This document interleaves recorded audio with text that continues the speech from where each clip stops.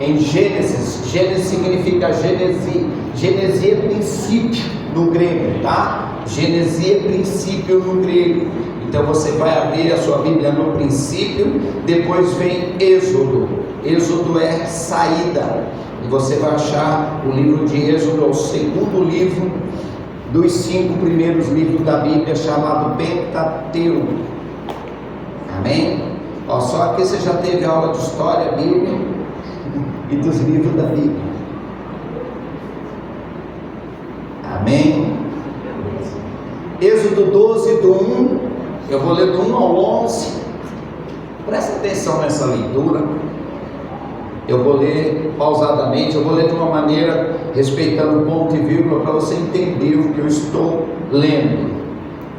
Quem achou diz amém? Amém. E falou o Senhor a Moisés e a Arão na terra do Egito, dizendo: este mês vos será o princípio dos meses, este vos será o princípio dos meses do ano.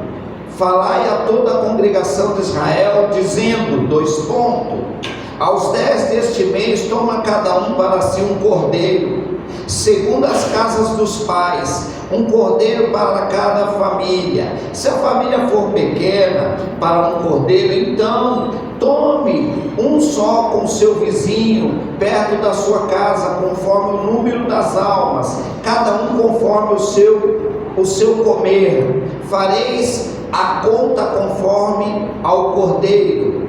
O cordeiro ou cabrito será sem mácula, um macho de 1 ano, o qual tomareis das ovelhas ou das cabras, e o guardareis até o 14º dia deste mês, e todo o ajuntamento da congregação de Israel o sacrificará à tarde, e tomarão do sangue, e pô-lo-ão em ambas as umbrais, e na verga da porta, nas casas em que o comerem, e naquela noite comerão a carne, assada no fogo, com pães ázimos, com ervas amargas a comerão.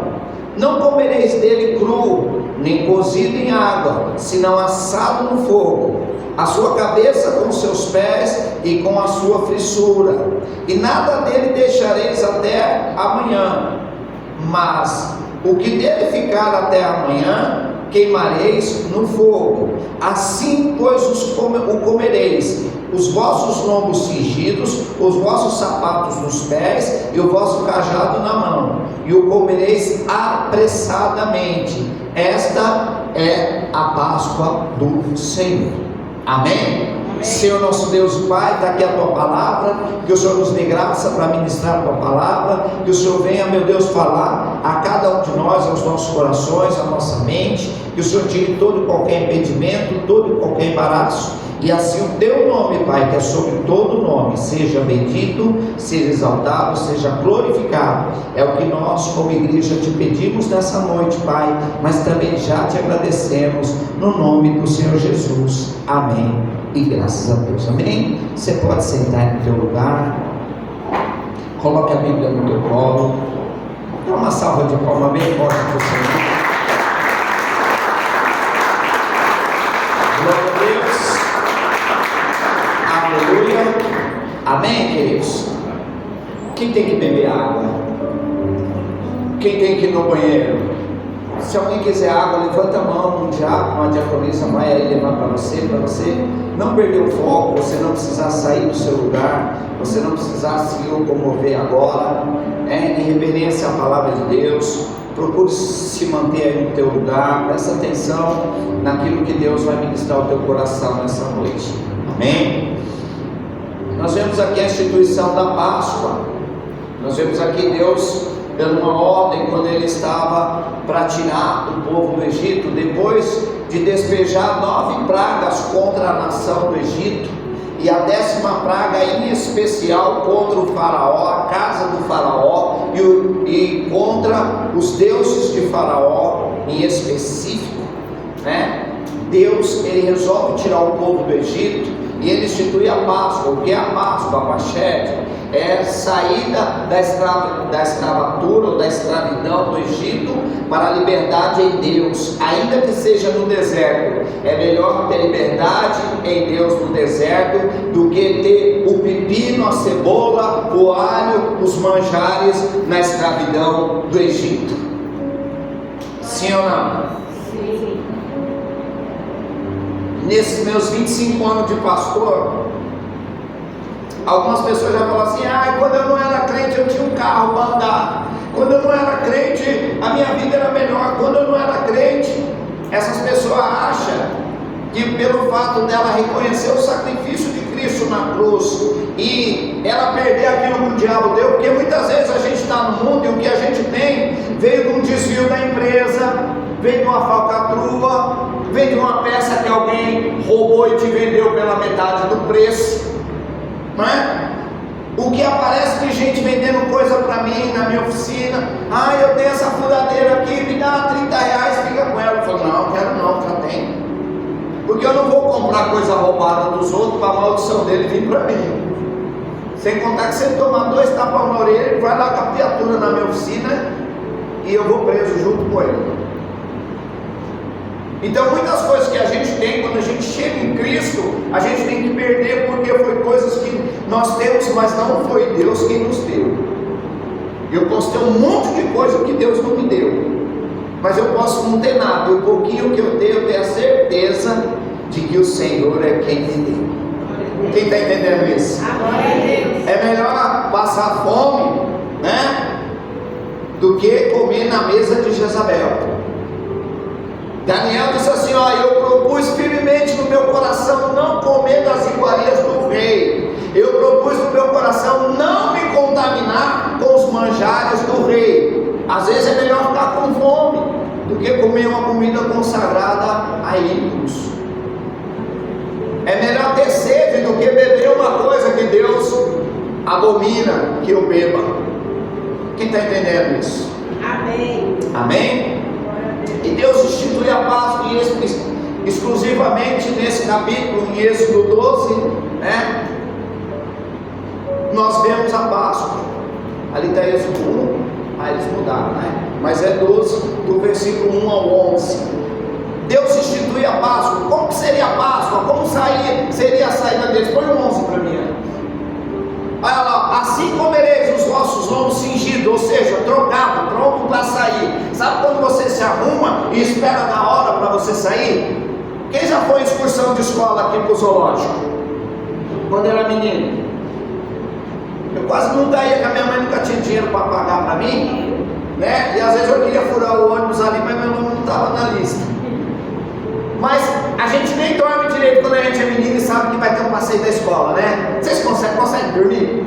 Nem dorme, né? Fala: ai meu Deus, amanhã essa hora nós vai estar entrando no ônibus para ir. E foi isso que Deus fez. Deus instituiu a Páscoa e falou: vocês vão ficar cingidos. Cingido é vestido, não é seminu, não é pelado, é de roupa. Vocês vão se trocar, vão colocar o sapato nos pés, vocês vão segurar o cajado. Naquela época ele era tanto um auxílio para o terreno que era pedregoso, arenoso, né? Um terreno ruim de andar. Eles não tinham tênis Nike que você tem hoje, eles não tinham All Star, eles não tinham, né, o New Balance que você tem, ele não tinha nem o conguinha que você teve quando era menino, o quichutão.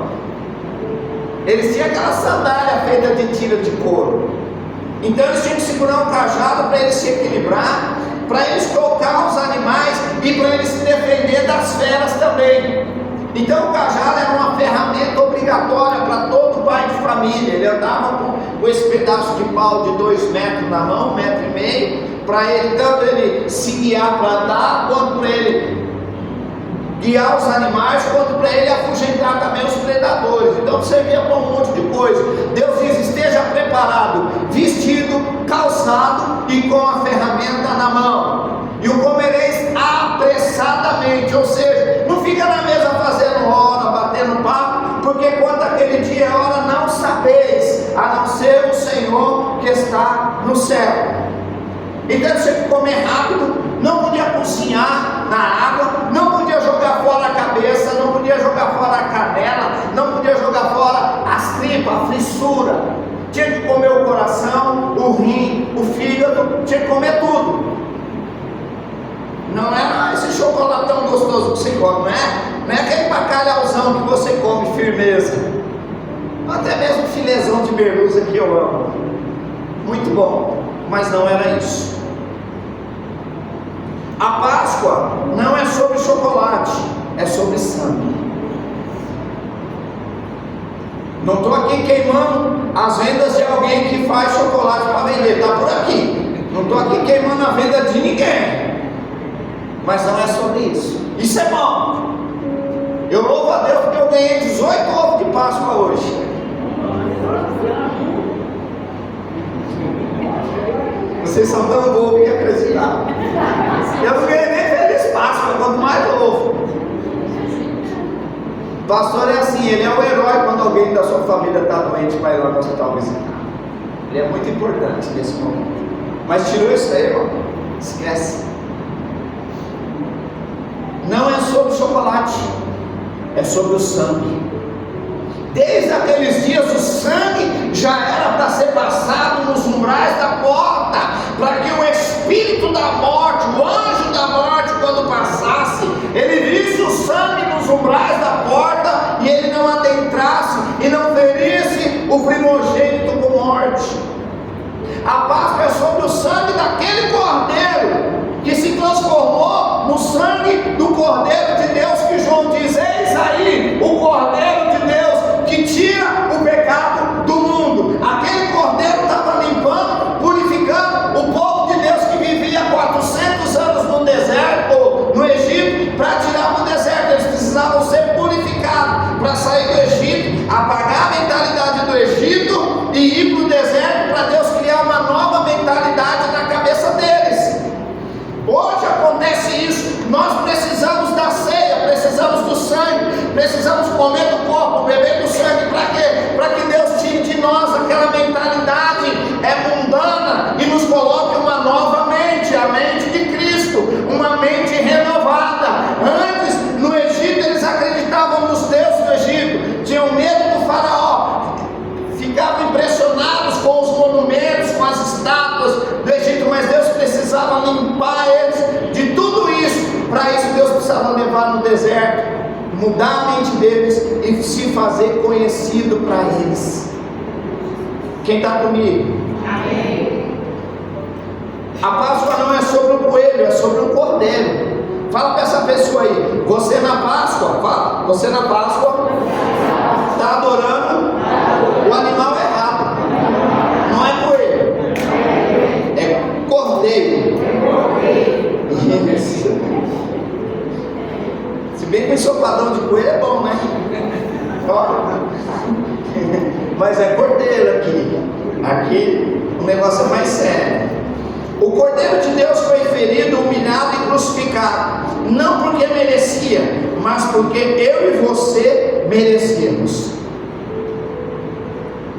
Esse Cordeiro que nós comemoramos hoje, no século 21, é um cordeiro que foi sacrificado, assim como o cordeiro da Páscoa deles lá no Egito, lá quando o Israel ia sair da escravidão, foi sacrificado e o sangue passado com ísopo. Eu fui para Israel, eu conheci ísopo. É uma planta. No norte tem uma planta quase igual, não sei o nome, mas que eles fazem vassoura para varrer, não é? Mas lembra o nome, irmã Janice? Mas tem uma planta que eles fazem aquela toiceira e varre o quintal. Quem é do norte aqui?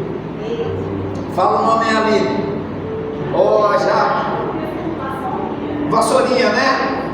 Alguns falam vassoura de bruxa, vassourinha. Mas enfim, o ísopo é isso. Você apontou um monte dessas folhas e você amarra ela, vira tipo uma brocha. E aí você ensopa no sangue e passa nas vergas da porta, nos umbrais. Ali, quando o anjo passasse voando sobre as casas, ele viu o anjo viu o sangue na porta, e ele passava de largo e não entrava naquela casa, e o primogênito daquela família era poupado. Essa é a verdadeira instituição da Páscoa. Hoje, o sangue do Cordeiro foi derramado na cruz do Calvário. Para quê? Para que eu e você, através dessa comunhão consanguínea, sabe o que é consanguínea? Do mesmo sangue, essa união consanguínea que nós temos com Ele, porque todo mês né? Há 30 anos eu tomo esse sangue, então todo mês esse sangue entrando no meu sangue, ele vai se misturando no meu sangue e vai, né, fazendo com que esse sangue que eu tomo faça parte, o meu sangue faça parte. Então quando o devorador, o destruidor olha para a minha vida, olha para a sua vida e vê o sangue do Cordeiro em nós, não mais numa porta de vidro ou de ferro ou de madeira, mas numa porta, um portal humano. Lembra do Salmo de número 24? Levantai-vos, ó porta, as vossas cabeças, levantai-vos, ó portais eternos, para que entre o Rei da Glória.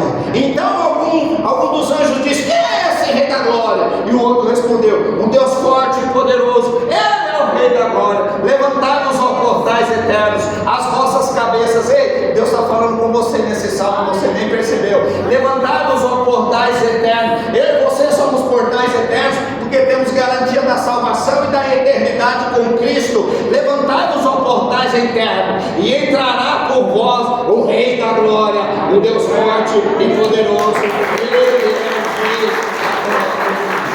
Aleluia! É Ele que está aqui hoje, o Rei da Glória.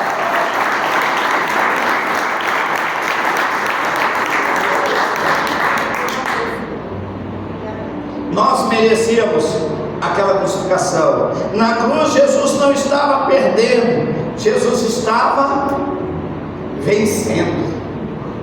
Tem muita gente que acha assim: ai, mataram Jesus. Jesus, ninguém, homem nenhum tem condição de matar Jesus. Como cordeiro mudo que foi levado ao matador, não estribuchou, não reclamou, não achou injusta a sentença, ele se humilhou e aceitou a sentença dele para benefício meu e seu, para o benefício da humanidade, embora muitas vezes não reconheçamos isso.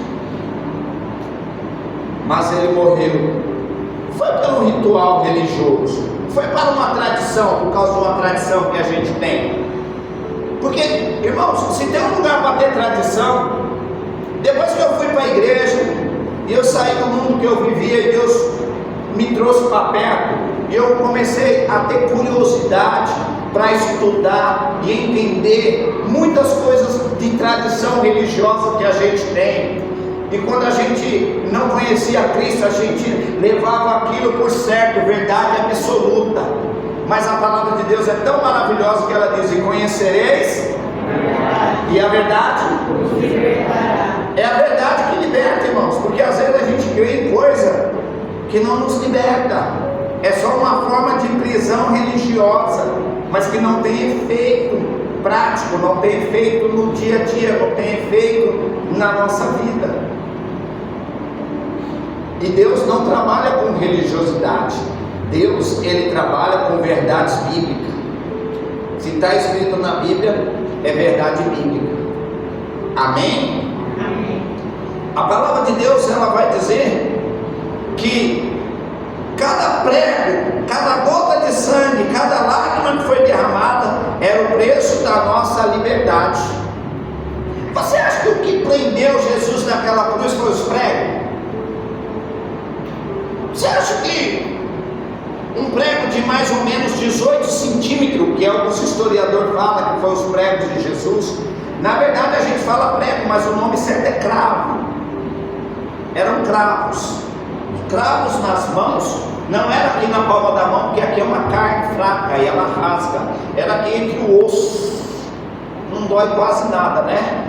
Era entre o osso para aguentar o peso do corpo. Muitos filmes você vê o Jesus aparecer com a mão furada. Tem até louvor no nosso meio gospel que diz: o homem das mãos furadas está passando por aqui. Eita, que é da Cordel isso aí. Ah, eu falei? Sinta ele aí. Sim. Mas não é a mão não, queridos, é aqui, ó. Tem um osso aqui que o cravo entrava aqui e dava mais força para não rasgar a mão e Jesus escorregar da cruz. Mesma coisa no pé, era bem aqui em cima, entre o osso da dobra do pé, para que Jesus também não escorregasse, não rasgasse a pele do pé. Não doeu quase nada isso, né? Mas esse cordeiro precisava pagar esse preço. Os cravos precisavam entrar nas mãos dele.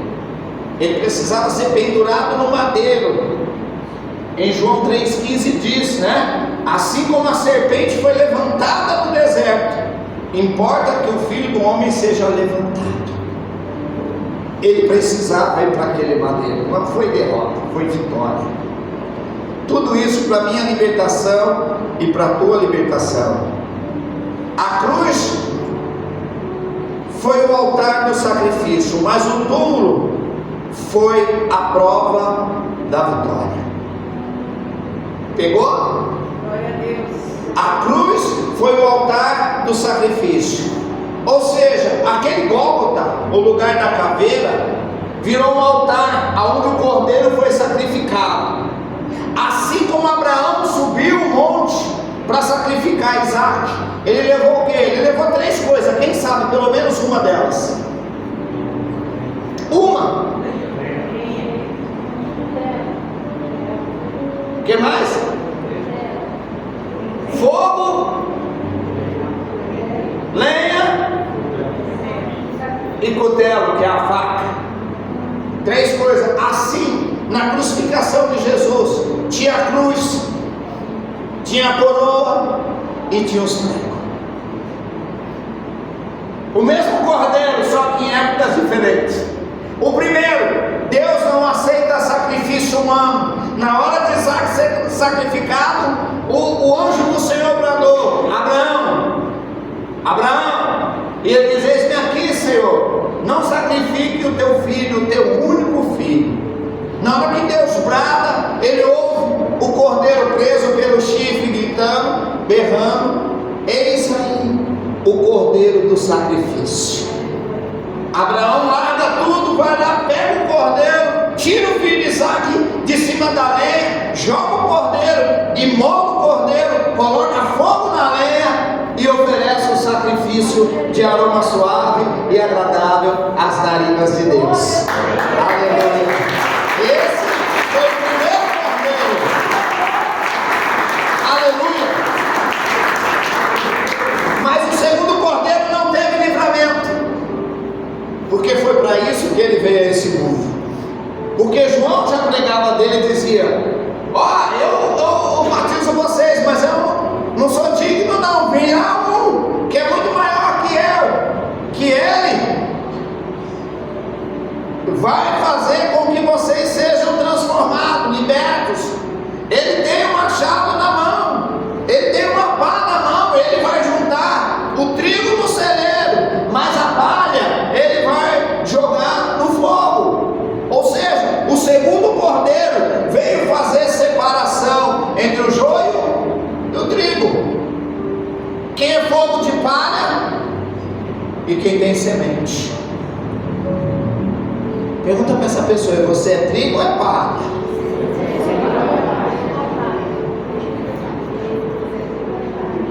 Nós estamos sendo trigo ou nós estamos sendo palha? Porque ele tem a pá na mão.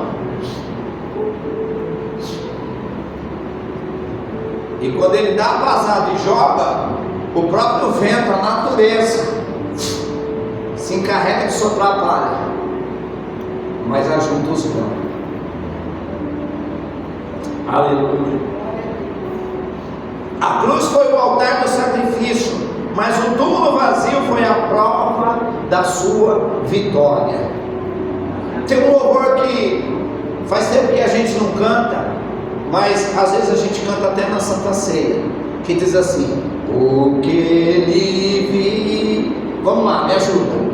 Posso crer no amanhã, porque ele vive, temor não há, mas eu bem sei, eu sei que a minha vida, que lindo, parece até igreja isso aqui. Jesus, que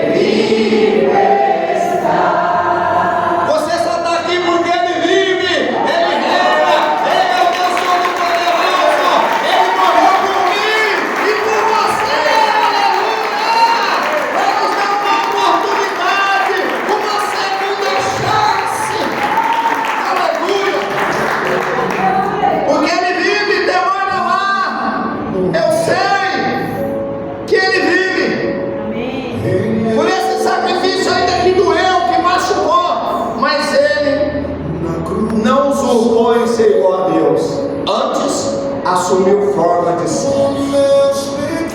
Aleluia. Glória a Deus. Amém? No final nós vamos tocar, deixa ela aí. Vamos fazer um lindo coral aqui nesse negócio. A morte tentou calar Jesus, mas no terceiro dia ele se levantou com poder e glória. A morte não venceu.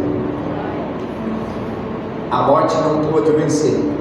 Aquela pedra pesada na boca do túmulo, eu conheci. Só a pedra que não existe mais. Mas olha, está lá. Eu vou ver se hoje à noite eu acho nas minhas fotos, eu vou colocar lá a entrada do túmulo. E tem uma placa em hebraico escrito: o túmulo está vazio, ele ressuscitou. Irmão, quando você chega em Israel e você chega na boca dessa caverna onde Jesus foi posto, né, da família de um homem rico chamado José de Arimateia, quando você chega na boca dessa caverna e você sabe que o corpo do mestre foi posto ali, irmão, você sente uma presença que não tem dinheiro que pague. Por isso eu falo para os irmãos: irmão, sabe, a gente gasta tanto dinheiro à toa, faz uma força para ir na caravana de Israel em 2027. Às vezes você pensa que é tanto dinheiro assim. 600 reais por mês não é tanto dinheiro assim. Se você contar quantas pizzas você come e quanto dinheiro à toa você gasta, você vai ver que vai passar disso. Não é que a gente é mão de vaca, mas quando você tem um objetivo. Irmão, eu me baseio em tudo na palavra de Deus. Sabe o que a palavra de Deus diz? Qual homem que tendo várias pérolas, encontrando uma pérola de grande tamanho e de grande valor, não vende todas as pérolas menor para comprar, Carol, uma pérola maior? Glória a Deus. Se você tem um desejo no coração que é maior do que a sua fome por uma pizza, do que ir no shopping, na Playland, gastar dinheiro à toa, você junta o dinheiro e você consegue ir. E você volta de lá diferente. Agora não é mais de eu ler na Bíblia, meus olhos viram. Eu fui em Cafarnaum, eu entrei, eu participei de um culto no Mar da Galileia. É diferente. Eu não ouço a história, eu entro na história. Sabe Jó nos últimos capítulos? Nos últimos não, no último. Ele diz assim: antes eu te conhecia de ouvir falar, mas hoje eu te conheço dos meus olhos te vejo. Glória a Deus. Você está onde Jesus pisou. Você está na estrada que tira o povo de Jerusalém e leva para Jericó, e um homem é assaltado e fica quase morto, e você passar nessa estrada e tem as placas lá, aonde era a taverna, aonde era que os assaltantes pegou aquele homem da parábola de Jesus. Ah, irmãos, isso não tem preço de pagar. Não tem. A ressurreição não é apenas um evento, é um convite. A ressurreição de Cristo naquela cruz no terceiro dia, com a cama toda organizada, o lençol dobrado, a fronha dobrada, a cama arrumada, igual a cama que seus filhos deixam de manhã, bem arrumadinha. É assim? Da irmã Kelly é assim, ó. A molecada levanta e a cama já está toda arrumada.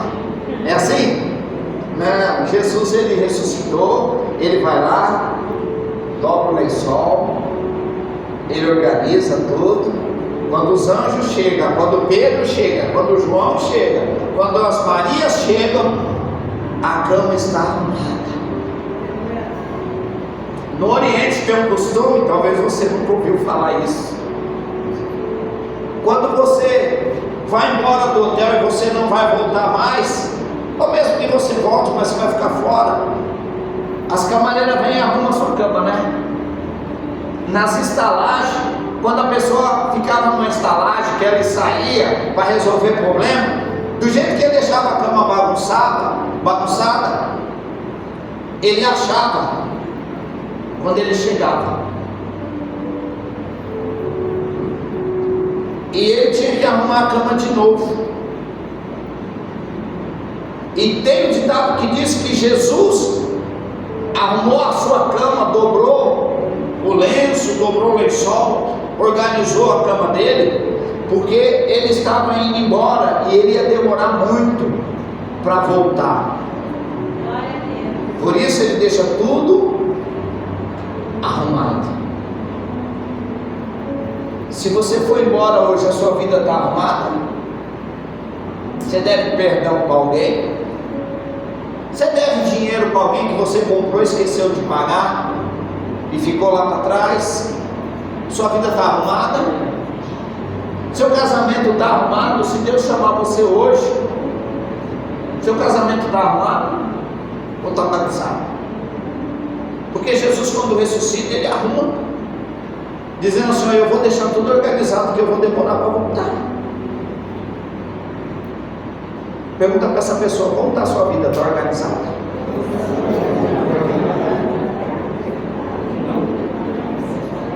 Ah, mais ou menos, né, pastor? Está organizada assim.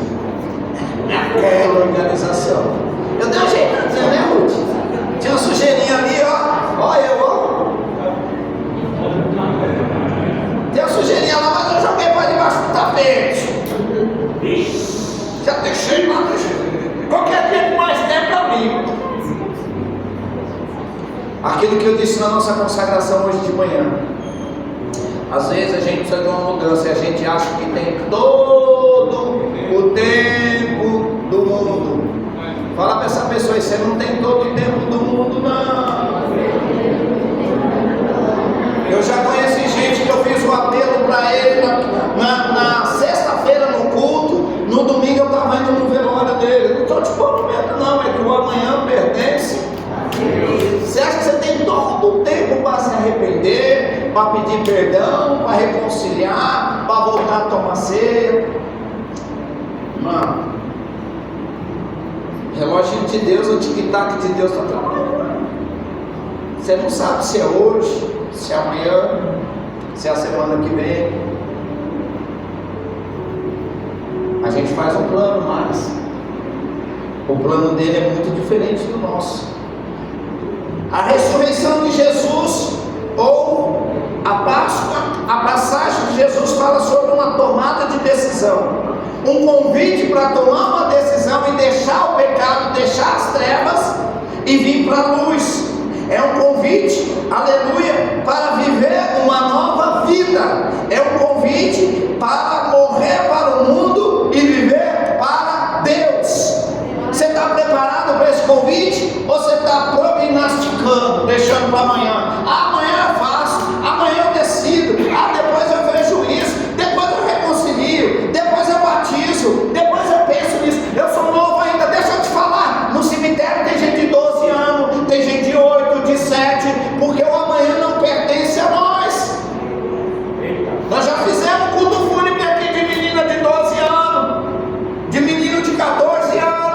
Foi andar de bicicleta, pegou carona. As irmãs aqui vão lembrar.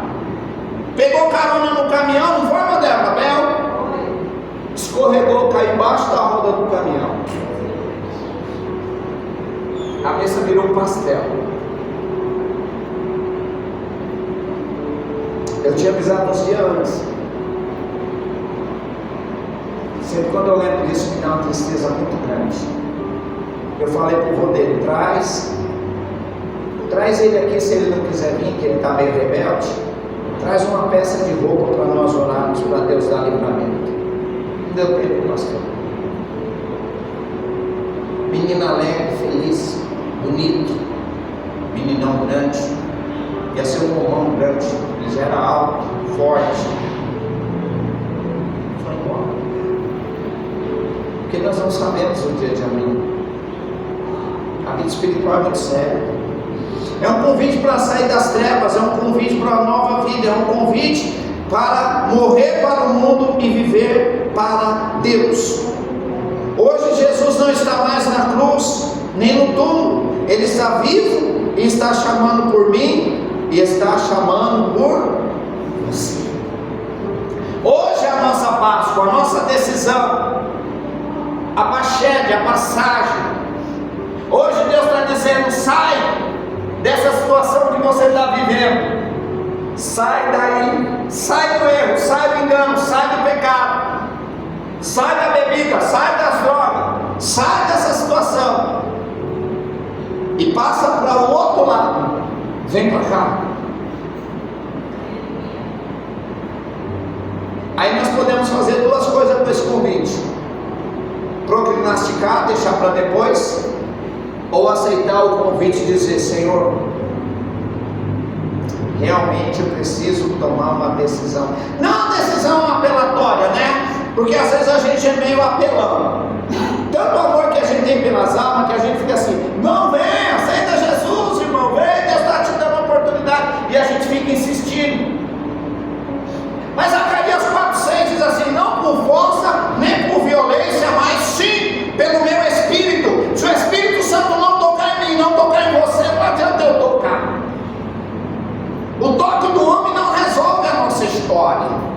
O que resolve a nossa história é o toque do Espírito Santo. João 16,8: ele vos convencerá do pecado, da justiça e do juízo.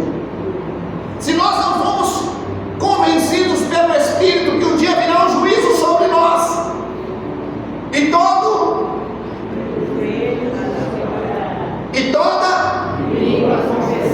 que Ele, às vezes a gente fica esperando o que eu não sei, as coisas piorar. Aí quando as coisas pioram, a gente quer que uma oração resolve a nossa vida. Aí, pastor, a gente ora, mas aí Deus fala: Jesus, olha, o seu amigo Lázaro está morrendo. Deixa ele morrer. Jesus, se o Senhor tivesse vindo antes. Jesus, é o quarto dia, já está até fedendo. Jesus não salvou. Ele deixou chegar no extremo, do extremo, do extremo. É sério que nós estamos esperando isso? Estamos esperando chegar no extremo para tomar uma decisão, para realmente fazer uma passagem das trevas para a luz. Muitas vezes não tomamos uma decisão pascal é de passagem, porque talvez estamos feridos com alguma situação dentro de igreja, preso por algum pecado, cansado por decepções, ou até mesmo crente, mas sem esperança de vida ou de transformação. Mas eu tenho uma novidade para você: a mensagem da Páscoa é clara, ainda há perdão. Fala para essa pessoa: ainda há perdão. Fala para ela: ainda há salvação. E ainda há recomeço. Você está falando por quê? Você não crê no que eu estou falando aqui em cima? Então fala para essa pessoa, você vai repetir de novo. Quando eu não ver todo mundo falar, você vai ficar repetindo isso. Ainda há perdão. Fala.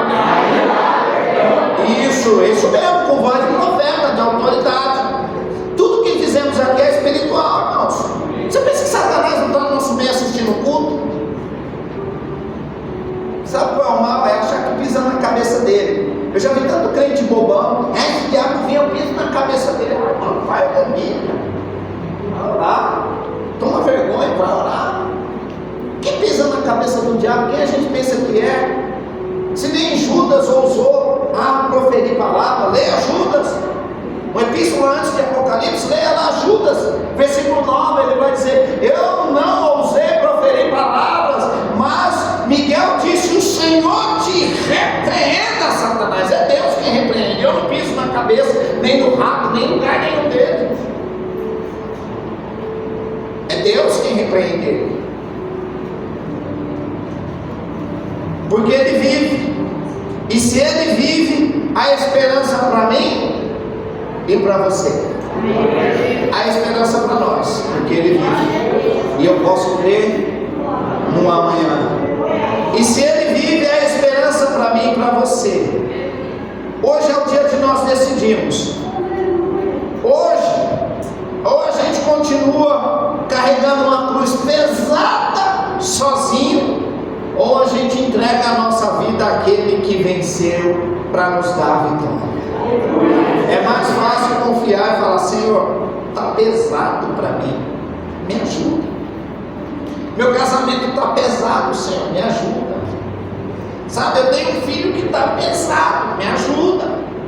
Senhor, acho que isso não pode falar aqui não, mas eu vou falar assim mesmo. Eu tenho uma sogra que está pesada para mim, mas me ajuda. Por que o povo bate tanto em sogra, né? Tanta gente que vai ser sogra e sogra amanhã ou depois, e está rindo aí, você vai ser sogra também. Você vai ser sogra também. Você tem sogra hoje, vai ser sogra amanhã, ou sogra. A Bíblia diz: aquilo que o homem plantar, com certeza isso, você bate na sogra, e quando você for sogra, vai apanhar também, porque as noras vão bater em você, assim como você bate na tua sogra.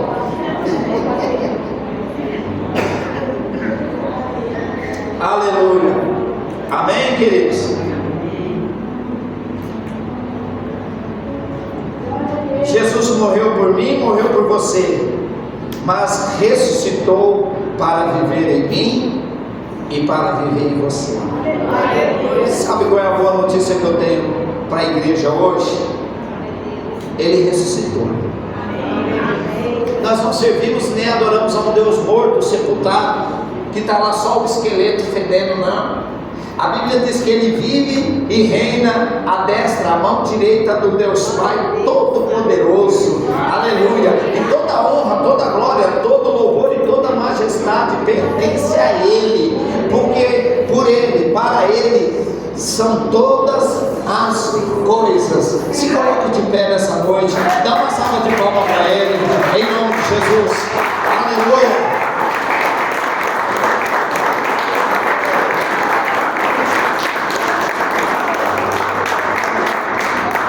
Glória a Deus.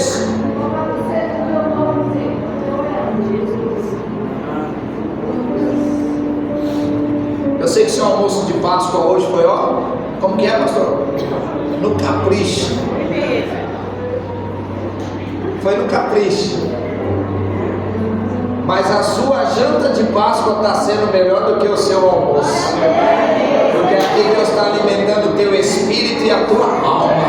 Ele está dizendo para você, Ele está dizendo primeiro para mim aqui em cima desse altar, porque o chicote corta daqui para baixo. O pau que dá em Chico dá em Francisco, mas as pancadas vêm aqui em cima primeiro, para depois descer. Hoje Ele está dizendo para mim e para você: não pare, não desista, porque eu venci o mundo e vós também vencereis. Amém? Coloca o louvor lá, porque Ele vive. Dá uma salva de palmas para Ele. Glória a Deus. Aleluia. Coloca o louvor aí. Glória a Deus. Pode subir.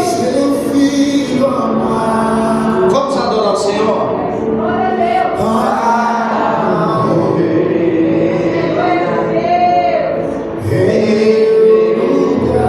No meu e no seu lugar.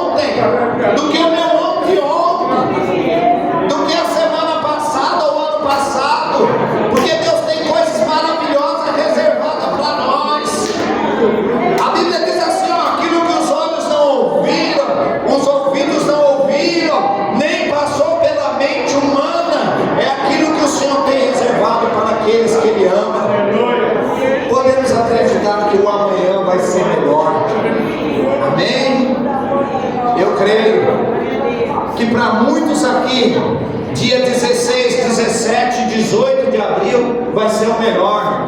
Vai ser a época em que você vai ter um encontro diferente com o Criador.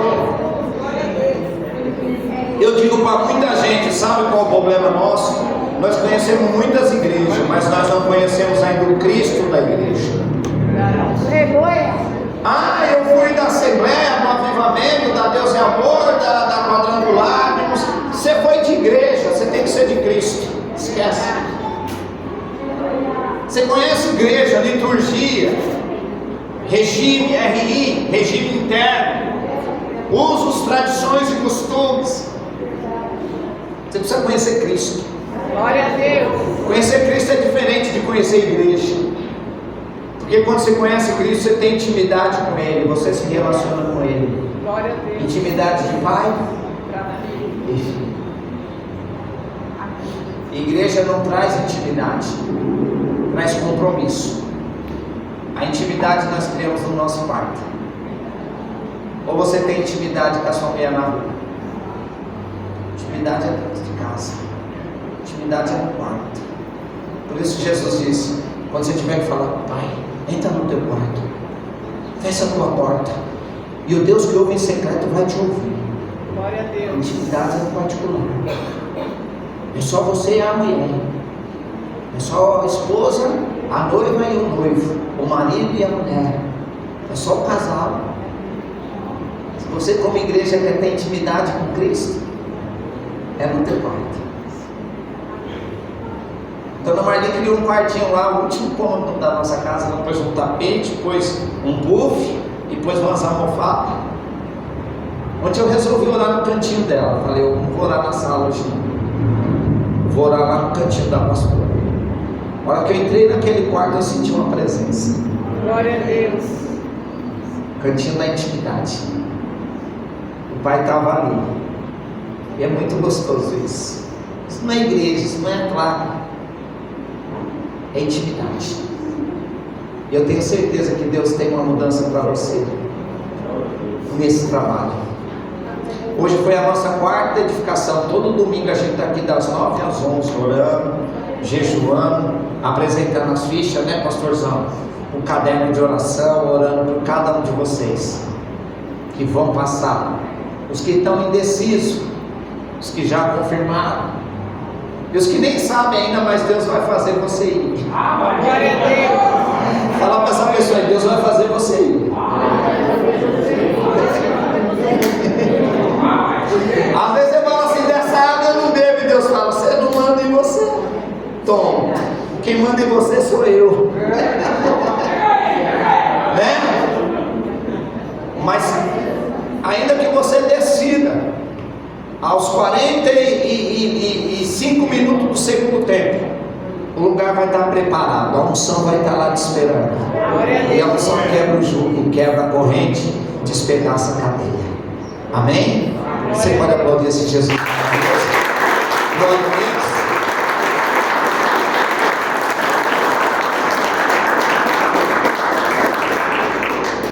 Irmãos, a gente vai fazer um ato profético e eu vou precisar da ajuda das irmãs, não é nem dos irmãos, as irmãs aqui, cozinheira. Sabe aquelas latinhas de seleta que vem com ervilha, ou vem com milho, ou vem com ervilha e milho?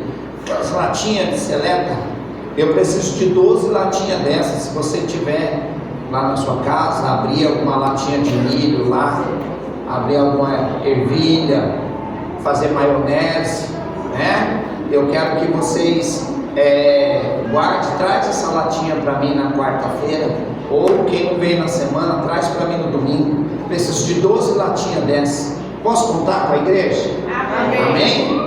Eu preciso de juntar essas latinhas, que a gente vai fazer algo tremendo com essas latas. Vocês estão todos curiosos para saber o que o pastor vai fazer com essas latas? Mas guarda a sua curiosidade aí. No dia você vai ver. Vocês podem trazer? Quem tem isso aí? Se você abrir lá, o pastor pediu, pode abrir ela toda, arrancar a tampinha, tá? Trazer só a lata mesmo. Põe numa sacolinha e traz para mim na quarta ou no domingo que vem, tá bom? Ou quarta agora, se você não lembrar, domingo que vem você pode trazer. Quer dar recado? As crianças já tinham esquecido. Vem para cá as crianças. As crianças já estão com oportunidade, vai ter uma apresentação das crianças.